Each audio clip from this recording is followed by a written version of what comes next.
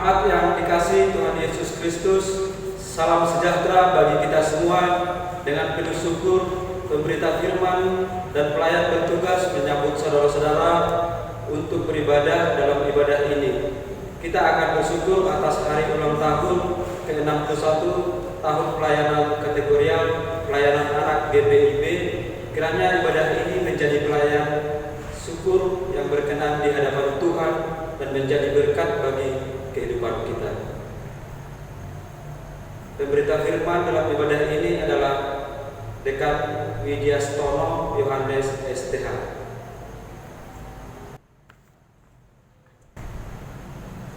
Ajakan beribadah.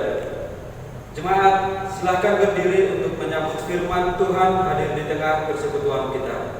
Mari kita bernyanyi dari Kidung Jemaat 15 ayat 1 sampai 2. Berhimpun seduh. Amen.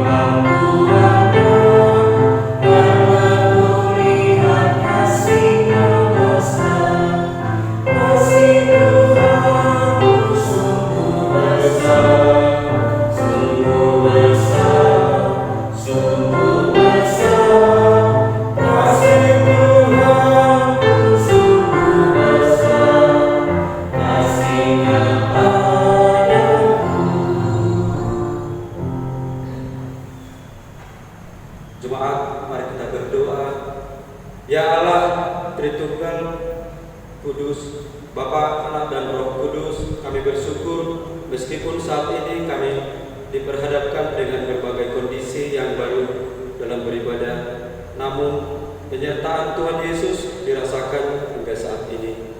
Kami diajak untuk semakin mengasihi diri, menjadi pribadi yang taat dan menjadi berkat bagi sesama. Kami pun semakin diajarkan untuk selalu bersyukur dalam setiap keadaan, termasuk ketika saat ini kami bersyukur untuk 61 tahun pelayanan kategorial pelayanan anak. Kiranya kasih Allah terus melingkupi kehidupan kami. Amin. Mari kita bernyanyi dari Kidung Jemaat 57.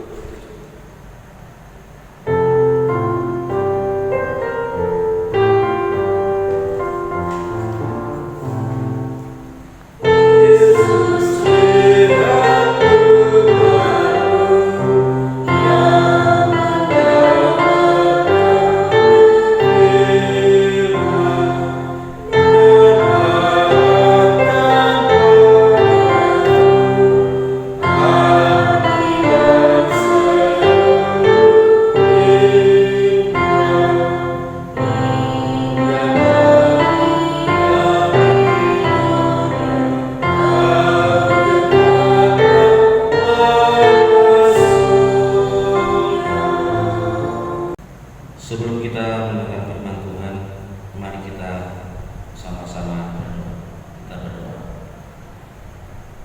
Bapa di dalam surga, terima kasih buat penyertaan Tuhan kepada kami, sehingga pagi hari ini kami boleh bersama-sama menikmati berkat-Mu yang sungguh luar biasa.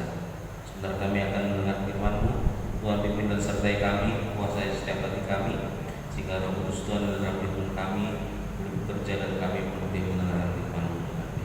Di dalam nama Yesus kami berdoa dan bersyukur. Amin.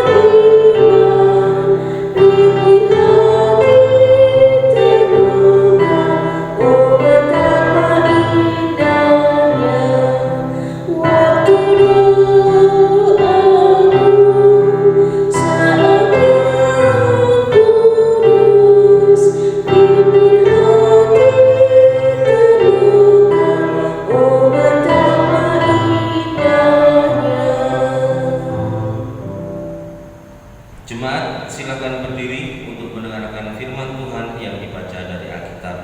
Haleluya.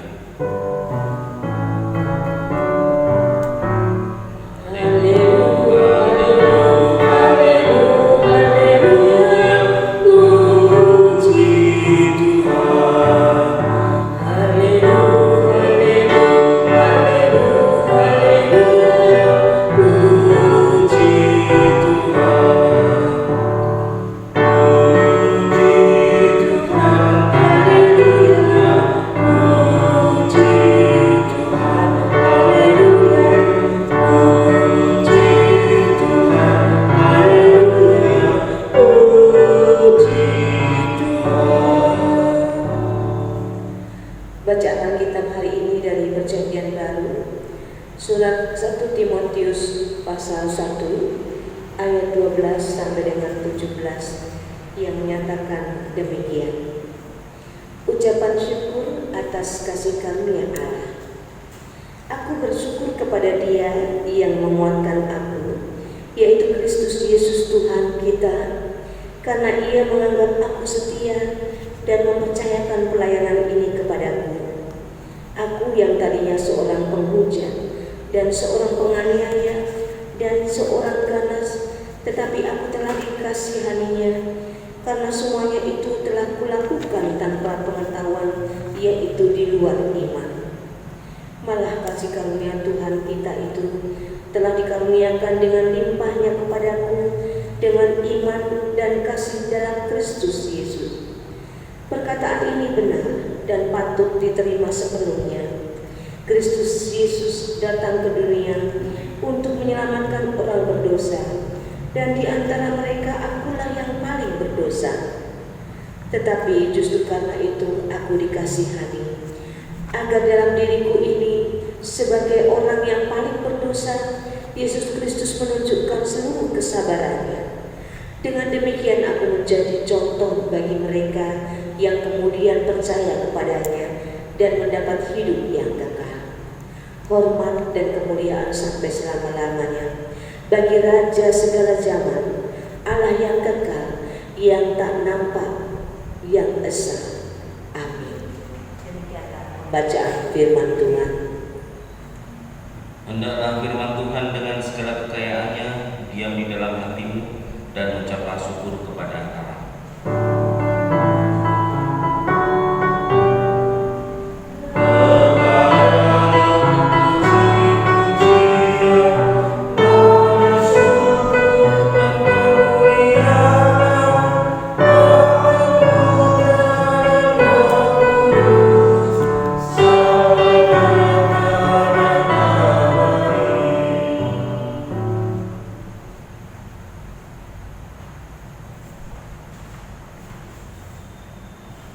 Shalom. Shalom. Shalom. Apa kabar Bapak Ibu di rumah? Saya yakin semuanya dalam keadaan baik dan sehat. Demikian juga kami semua dalam keadaan baik dan sehat. Puji Tuhan, kita boleh bersama lagi di dalam cita kasih Tuhan. Dan pagi hari ini kita bersyukur bahwa kita masih diperkenankan Tuhan, diberikan kesempatan sekali lagi untuk menikmati berkat Tuhan. Dan pada pagi hari ini kita boleh bersukacita karena cinta kasih Tuhan selalu hadir dalam kehidupan kita. Bapak Ibu yang terkasih dalam Yesus Kristus, sebelum kita bersama-sama belajar firman Tuhan, saya ingin bercerita tentang, nanti ada sedikit ya hubungannya dengan apa yang nanti kita akan sama-sama pelajari. Setiap hari saya bekerja sebagai guru TK. Dan tahun 2007 sebelumnya saya mengajar di STMK sebagai guru agama. Tapi mungkin basic saya karena anak-anak, jadi tidak betah di SMA, akhirnya saya pindah ke pendidikan taman kanak-kanak. Nah, pada waktu itu berada di Kabupaten Magetan, tinggal di sana, dan ada sebuah gereja yang mempunyai sekolah, dan akhirnya saya membantu pelayanan di situ sebagai guru di taman kanak-kanak. Nah, ada satu anak yang pandai sekali di antara anak-anak lainnya. Dia itu istilahnya selangkah lebih maju daripada anak-anak di usianya. Karena apa? Mungkin karena peran orang tuanya di rumah sangat luar biasa di dalam mendidik anak itu, di dalam hal belajar, etika, dan juga macam-macam. Sehingga saya lihat ya, anak ini sudah menjadi cermin bahwa keluarganya juga keluarga yang keluarga yang mantap, yang siap untuk mendidik anak ini sehingga anak ini jadi pintar. Akhirnya saya saat mempersiapkan pengajaran itu memang sudah dibentuk sistem kurikulum ya. Jadi nanti selama seminggu ini anak-anak belajar apa sudah disiapkan. Nah, untuk batas anak-anak belajar untuk TK yang saya pegang waktu itu memang pelajarannya berhitung 1 sampai dengan 10, itu batasnya. Nanti naik sedikit kalau sudah 1 sampai 10, bisa 1 sampai dengan 15. Itu mentok, sudah tidak boleh tambah lagi karena memang ketentuannya dinas seperti itu. Nah, anak yang saya bilang paling pandai ini tadi percuma saya mengajarnya, bukan percuma bagaimana enggak, tapi dia sudah bisa berhitung sampai dengan 50. Nah, gimana saya bisa memberi soal cuma 1 tambah 10, apa 5 tambah 5, apa 5 tambah 7. Anak itu sudah terlalu cepat, bahkan perkalian pun bisa. Ini anak TK pada waktu itu. Nah, akhirnya gimana ya caranya biar dia tidak diam,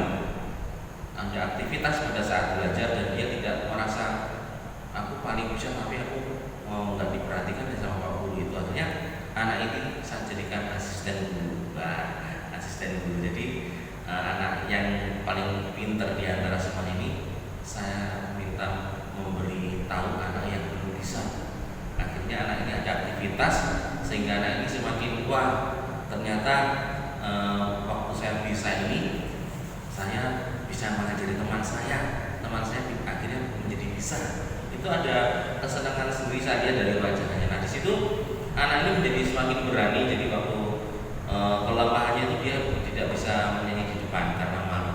Tapi akhirnya karena kepercayaan diri yang saya berikan tadi, karena dia paling pintar pandai berito, dia akhirnya berani juga dalam segala hal. Nah Bapak yang terkasih dalam Tuhan Yesus Kristus, kita tadi sudah membaca dari 1 Timotius pasal 1 ayat 12 sampai 17. Jadi surat ini ditulis oleh Rasul Paulus dan ditujukan secara pribadi kepada Timotius, seorang murid Yesus. Perkenalan Paulus dengan Timotius dapat Bapak Ibu baca di dalam Kisah Para Rasul 16 ayat 1 sampai dengan yang ketiga. Pada waktu Paulus sedang berada di Derbe dan Listra, di situ ada Timotius, seorang Yunani Yahudi yang sudah menjadi percaya kepada Yesus.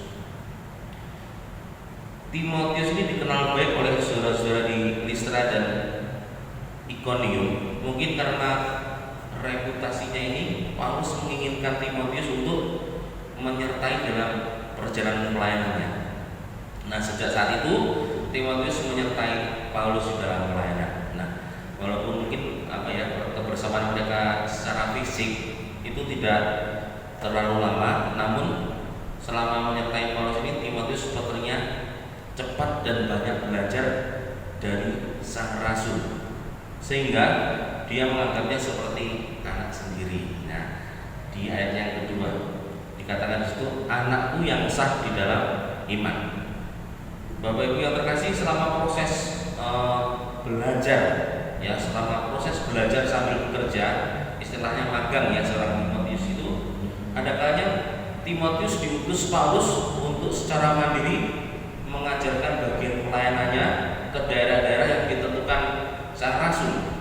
Jadi dia dipercaya untuk melayani di daerah yang sudah ditentukan oleh sang rasul tadi. Nah, pada bagian awal surat ini Paulus menjelaskan kepada Timotius tentang tujuannya mengutus dia ke Efesus. Untuk apa? Yaitu untuk menasihatkan orang-orang tertentu yang suka mengajarkan ajaran-ajaran lain sehingga menimbulkan persoalan. Nah, ini berarti Paulus sangat peduli dengan keutuhan jemaat pada waktu itu ya. Kemurnian ajaran dan gaya hidup orang Kristen, khususnya yang belum Kristiani. Paulus menginginkan Timotius untuk menasihati jemaat, khususnya tentang hal-hal yang berkaitan dengan ajaran itu tadi. Makanya mempercayakan seorang Timotius untuk menangani jemaat khusus yang pada waktu itu memang ajarannya sudah menyimpang karena mendapatkan ajaran-ajaran yang menimbulkan persoalan itu tadi. Nah, saudara yang terkasih dalam Tuhan Yesus Kristus, pada bagian ini Paulus menyatakan syukur kepada Kristus Yesus atas perubahan hidupnya yang sedemikian rupa, bahkan mempercayakan pelayanan Injil kepadanya.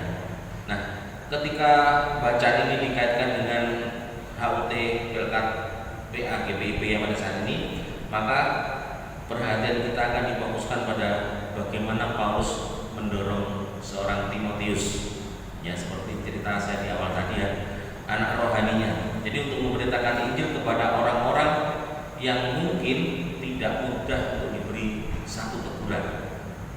Ini suatu persoalan juga.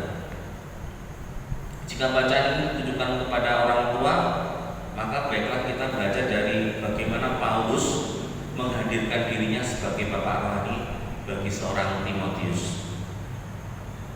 Saudara yang terkasih dalam Tuhan Yesus Kristus,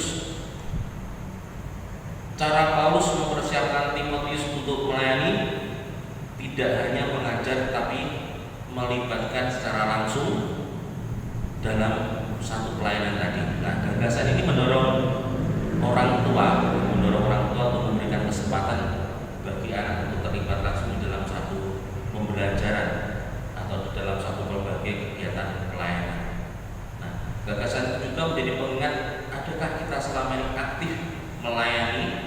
dan banyak melakukan perbuatan yang baik dan benar serta bermanfaat.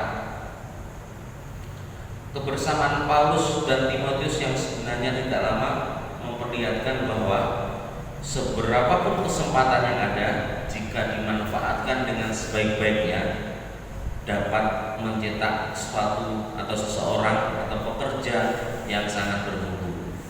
Ini yang perlu kita pelajari dalam kebersamaan seorang Paulus dan Timotius yang tadi dikatakan secara fisik tidak lama bersama, tapi memunculkan seorang Timotius yang berkualitas.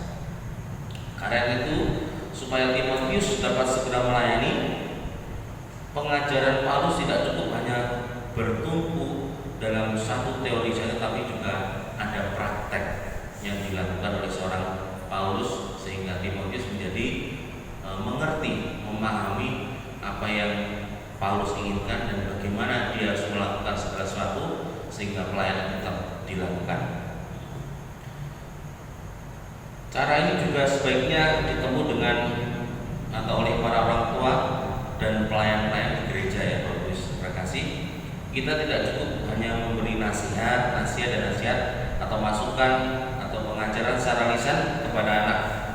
Mereka juga harus dilibatkan dalam berbagai kegiatan yang baik, benar dan bermanfaat seperti yang kita lakukan sehari-hari. Jadi tidak hanya ucapan atau mungkin teriakan yang sebenarnya teriakan itu tidak boleh dilontarkan dalam hal mendidik anak ya, karena memang anak mempunyai daya tangkap masing-masing, mempunyai kelebihan dan kekurangan masing-masing.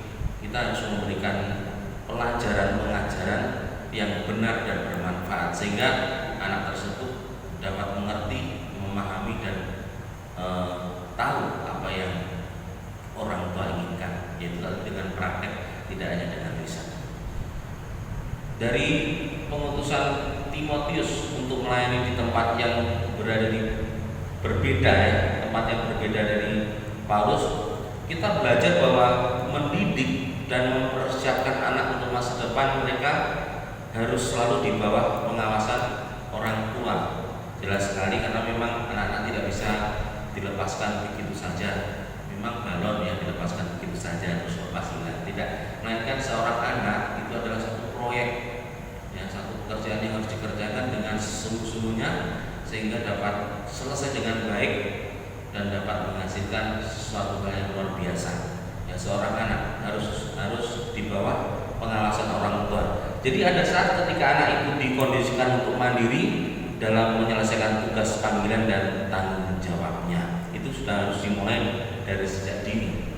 Sebelum sampai pada titik kemandirian itu, orang tua harus memastikan bahwa anak sudah terbiasa mendengar pengajaran yang benar dan melakukan kegiatan yang baik serta bermanfaat, sehingga mereka mampu mengambil keputusan dan langkah yang tepat. Ini yang perlu kita perhatikan sebagai orang tua yang memiliki terkasih, apalagi kita yang tahu tentang bagaimana etika Kristen dalam keluarga. Itu pun juga harus kita tanamkan terlebih dahulu di dalam mendidik anak, sehingga anak mampu mengambil keputusan dan langkah yang tepat itu tadi.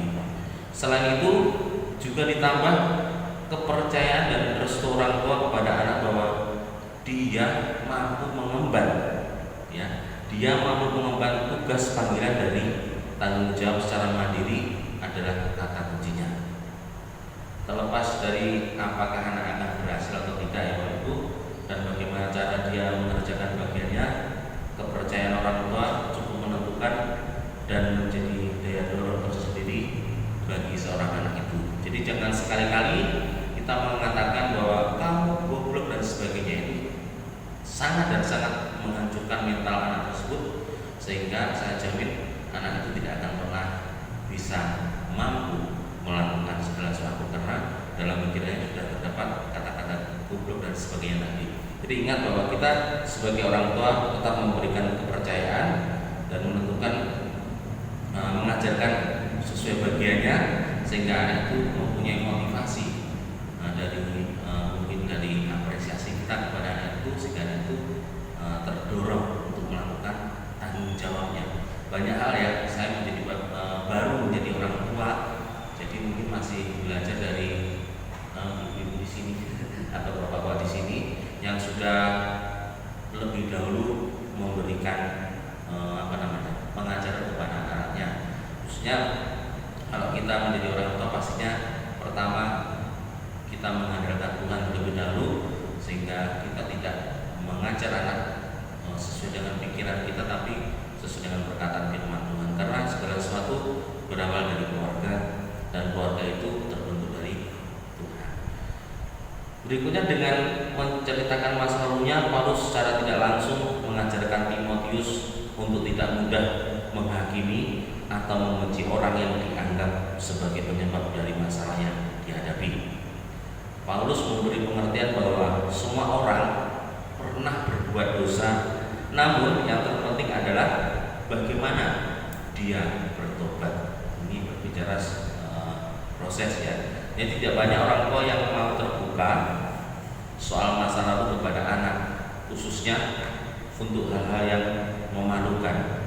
Jadi kalaupun ada yang terbuka, orang tua cenderung bermaksud untuk membanggakan diri sambil meremehkan anak.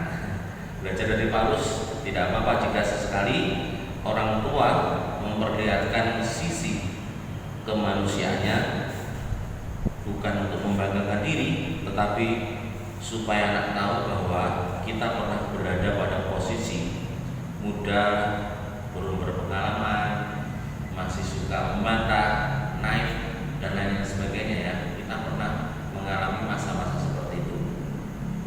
Atau bahkan pada posisi orang lain yang mungkin melakukan perbuatan yang salah, perbuatan dosa.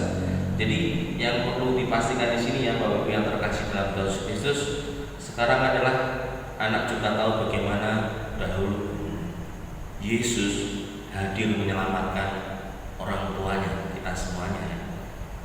Yakinlah bahwa anak Yesus tetap hadir dengan segala kesabarannya dan penuh belas kasihan untuk menjadi bagian dari kisah pertobatan kita. Yesus jugalah yang pada akhirnya memampukan kita untuk bertobat dan menjadi jauh lebih baik dari yang dahulu. Seperti tema pertama tadi, anak GPIP taat dan menjadi berkat, dan subtemanya adalah aku bersemangat karena Tuhan memulihkanku. Jadi kita tanamkan itu kepada anak-anak kita bahwa sebelum kita ada baiknya memang menceritakan masa lalu yang pernah kita lakukan, tapi itu tujuannya untuk membangkitkan anak itu supaya anak itu lebih baik lagi dan menjadi seorang yang taat. Dan bahkan dikatakan bahwa aku, orang tua yang bisa kita, seorang yang dipulihkan ya, seorang yang dipulihkan menjadi seorang yang baik dan bahkan taat kepada Tuhan.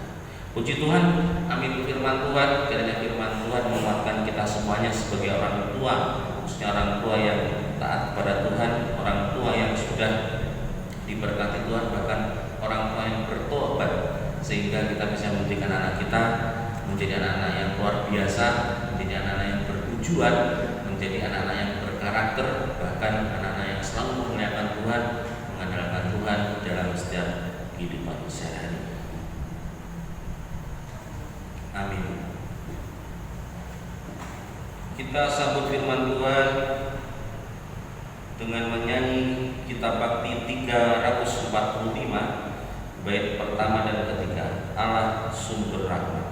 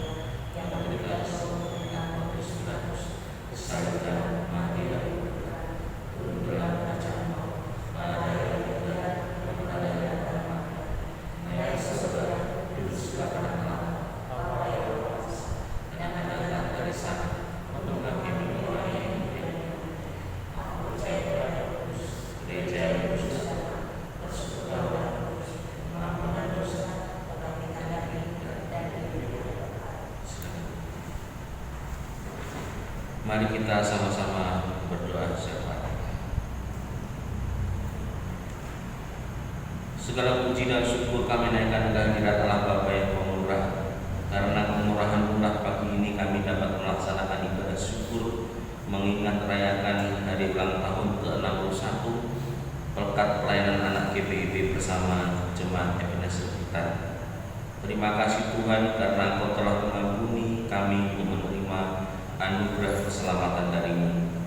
Selanjutnya Engkau juga mengutus kami untuk mengabarkan berita Injil melalui segenap pikiran, perkataan serta perbuatan kami untuk memuliakan-Mu meski di tengah kesulitan dan pergumulan hidup saat ini. Sebagai orang tua, kami juga hendak bersama-sama dengan anak-anak kami bersyukur dan melayani Engkau di tengah persekutuan Jemaat Ebenezer Blitar, sehingga dari masa kanak-kanak mereka belajar untuk mengerti dan mempraktikkan pelayanan dalam keseharian kehidupan mereka. Bapa, melalui syafaat ini kami berdoa bagi GPIB di Indonesia yang karena pandemi COVID-19 persidangan Sinode yang 21 yang sedianya dilaksanakan Oktober 2020 belum bisa dilaksanakan, dan setelah melalui pemilihan oleh jemaat maka pelaksanaan persidangan Sinode 21 ditunda sampai dengan Oktober 2021. Anugerahkan hikmat dan kebijakan kepada fungsionalis Majelis Sinode 20 yang harus diperpanjang masa tugasnya sampai dengan tahun 2021, agar bersama dengan panitia atau Mupel GPIB Jatim untuk dapat mempersiapkan gawe besar persidangan Sinode 21 di bulan Oktober 2021. Terlebih kami memohon kiranya pandemi COVID-19 ini segera berlalu dari muka bumi ini sehingga kami dapat kembali beraktivitas secara normal kembali. Kami juga berdoa secara khusus bagi Jemaat Ebenezer Blitar dengan segala kegiatan di masa tatanan normal baru ini serta memasuki triwulan 2 di program 2020-2021. Kami bersyukur meski tertatih namun pasti karena kami melangkah bersama penyertaan dan berkat Tuhan. Kami doakan para presbiter, pendeta, diaken dan penatua, pengurus berkat, komisi dan panitia yang ada, juga segenap karyawan berkat kerjasama mereka dalam mewujudkan kehendak Tuhan di tengah persekutuan kami melalui program-program yang telah kami sepakati bersama. Berkati juga rencana pemilihan pengurus pelekat periode 2020-2022 agar semua berjalan lancar dan terpilih pengurus yang mau dan mampu melaksanakan tugas panggilan dan pengutusan dalam penyertaan Tuhan di tengah Jemaat Ebenezer Blitar. Kami doakan segenap jemaat dengan segala pergumulan mereka yang sakit, yang lemah iman, serta berbagai pergumulan mereka, kiranya Engkau berkenan turut campur tangan dalam menyelesaikan setiap pergumulan mereka, sehingga mereka memperoleh hati yang bersyukur untuk selalu melakukan nama Tuhan. Anugerahkan kepada kami kerendahan hati, ketulusan dan kejujuran dalam melaksanakan tugas pelayanan kami, agar kami mampu saling menopang satu dengan yang lain, sehingga kasih-Mu yang kami beritakan itu dapat dirasakan oleh setiap insan yang kami jumpai dalam hidup pelayanan kami. Bapa yang Maha Murah, lindungilah hati, pikiran dan nafsu kami untuk tetap setia dan taat memenuhi panggilan dan pengutusan-Mu di tengah keluarga, persekutuan, masyarakat, dan bangsa, agar setiap karya dan karsa kami selalu mengandalkan kekuatan Tuhan dan demi untuk memuliakan nama Tuhan. Saat ini kami mau berdoa juga bagi bangsa dan negara Indonesia yang kami cintai ini, yang walaupun dengan keberbedaan suku, bahasa, agama, dan hal yang lainnya, namun kami boleh tinggal di negara kesatuan Republik Indonesia ini dengan rukun dan damai. Semua dapat terjadi karena kemurahan Tuhan berlaku atas kami. Kami berdoa bagi segenap pimpinan negeri ini di tengah masa sulit karena pandemi COVID-19, dari Bapak Presiden, staf menteri sampai dengan pejabat pemerintahan yang ada di pelosok negeri ini. Anugerahkan kepada mereka roh hikmat dan ketaatan Allah, agar mereka dimampukan untuk mengambil keputusan yang tepat bagi kemaslahatan banyak orang, mengusahakan kemakmuran dan keadilan bagi segenap rakyat di Indonesia ini. Ketika ketika rakyat hidup dalam kemakmuran dan diperlakukan adil, maka hidup damai sejahtera yang selalu kami damai akan mewujud nyatakan di tengah kehidupan bangsa kami.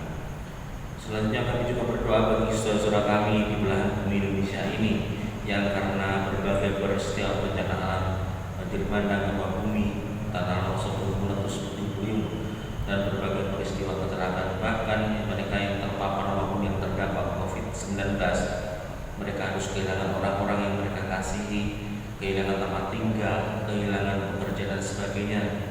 Berikan kekuatan dan penghiburan ya Bapa, agar mereka dapat menanggung penderitaan dan keterhilangan tersebut dengan tetap mata iman mereka tertuju kepadamu. Karena hanya Engkau yang sanggup memulihkan mereka. Engkau juga berkenan memakai kami untuk mau peduli terhadap mereka yang lemah dan menderita, yang membutuhkan bantuan kami, sehingga melalui kami berkat Tuhan juga dirasakan oleh saudara-saudara yang lemah dan menderita. Pemerintahan yang ada di kota dan kabupaten Blitar juga kami serahkan kepadamu Bapa. Terlebih lagi anak-anak Tuhan yang kau percaya menjabat di pemerintahan negeri ini, kiranya mereka pun juga boleh berlaku jujur, tulus dan adil, agar nama-Mu dimuliakan. Kami juga berdoa bagi pandemik, para medik, petugas keamanan, TNI, Polri, Satpol PP dan sebagainya, juga para cerdik cendekia, mengaruniakan kepada mereka kekuatan dan kemampuan untuk dapat bersama saling menopang dalam usaha menanggulangi COVID-19 ini. Bahkan mereka untuk dapat menemukan pengobatan yang tepat bagi penderita yang terpapar COVID-19. Juga kami sebagai warga negara dapat hidup taat di era tatanan normal baru ini dengan hidup sesuai protokol kesehatan yang ditetapkan oleh pemerintah. Kami doakan pula untuk pilkada serentak pada 9 Desember 2020 mendatang. Kiranya semua boleh berjalan dengan lancar dan kondusif, serta terpilih pimpinan pemerintah daerah yang penuh hikmat, sehingga mereka mau mengusahakan kemaslahatan hidup bagi segenap warga di Indonesia. Kiranya di tengah masa sulit dan pergumulan berat ini, mata iman kami tetap tertuju pada Tuhan Yesus Sang Pemilik kehidupan kami, dan kami percaya bahwa pengharapan yang kami taruh di tangan-Mu tidak akan pernah sia-sia. Terima kasih Tuhan, kami boleh menaikkan doa dan permohonan kami. Dengar dan sambutlah kami yang datang memohon dalam nama Tuhan Yesus, kasih jiwa kami, dan demikianlah permohonan dan doa kami. Kiranya Engkau berkenan mendengar dan menjawabnya sesuai dengan kehendak-Mu. Di dalam nama Tuhan Yesus Juru Selamat yang telah mengajar kami bersama berdoa. Bapa kami di surga, datanglah kerajaan-Mu, jadilah kehendak-Mu di surga.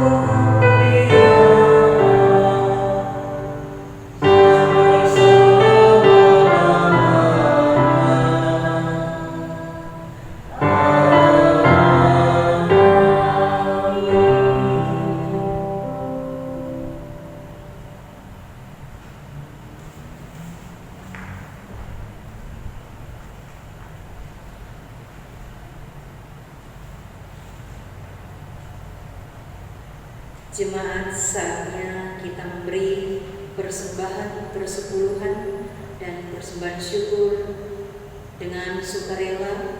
Pemazmur dalam Mazmur 50 ayat 23 mengatakan, siapa yang mempersembahkan syukur sebagai korban, ia memuliakan aku.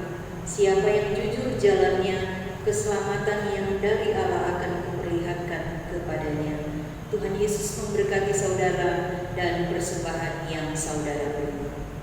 Kita Bakti 78 bait 2 dan 4.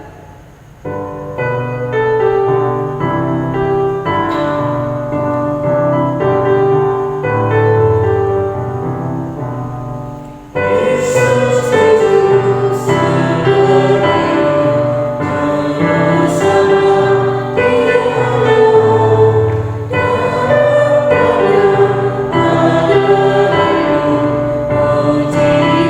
you.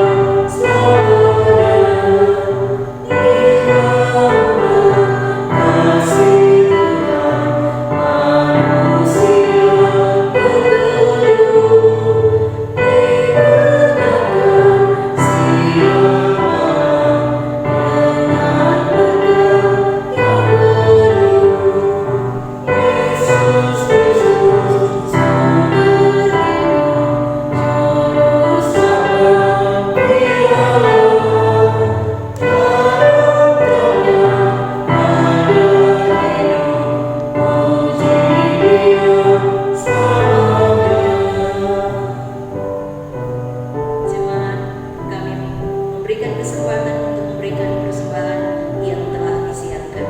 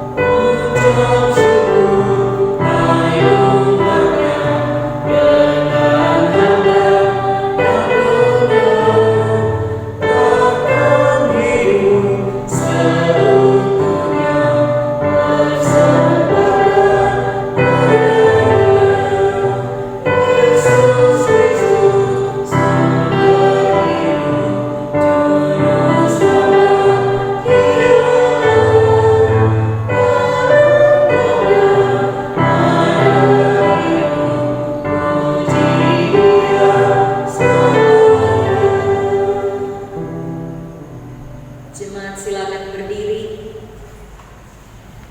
Kita berdoa syukur atas persembahan yang telah dikumpulkan.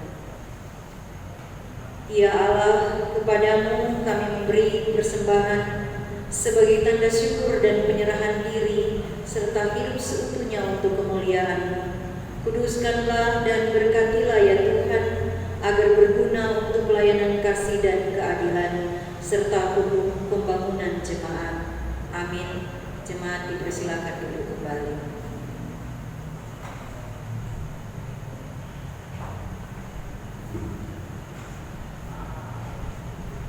Marilah kembali dalam kehidupan sehari-hari serta mengingat firman Tuhan yang saudara dengar dalam kehidupan di keluarga, masyarakat, dan gereja. Saya undang jemaat bangkit berdiri. Kita akan menyanyi Kidung Ceria 233 bait 1 dan 4. Yesus menginginkan kami.